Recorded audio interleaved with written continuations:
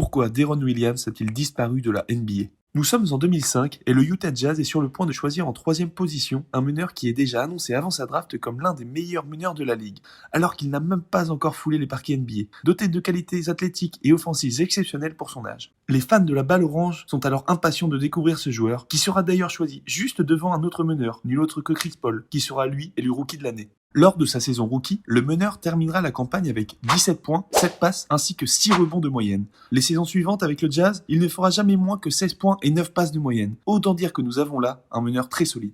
Lors de sa seconde saison, le meneur permettra au Jazz de retrouver enfin les playoffs, qu'ils avaient ratés depuis 3 ans. À l'été 2008, il participera aux Jeux Olympiques avec Team USA, une compétition qu'ils survoleront. C'est en 2010 que le meneur prendra une autre dimension grâce à une première sélection pour le All-Star Game acquise. Cependant, c'est en pleine ascension qu'en 2011, l'histoire entre Deron Williams et le Jazz se terminera après des conflits entre le coach, Jerry Sloan, et son meneur. La raison serait le côté individualiste du meneur qui ne plairait pas du tout au coach. Le meneur sera donc envoyé au New Jersey. Ces 2 premières saisons ne se passeront pas comme prévu. Une première saison avec seulement 12 matchs joués suite à une blessure, la seconde, suite au lockout de la NBA, il ira jouer en Europe pour le Beşiktaş. La saison suivante, ça y est, nous pouvons enfin réapprécier le meneur sur les parquets.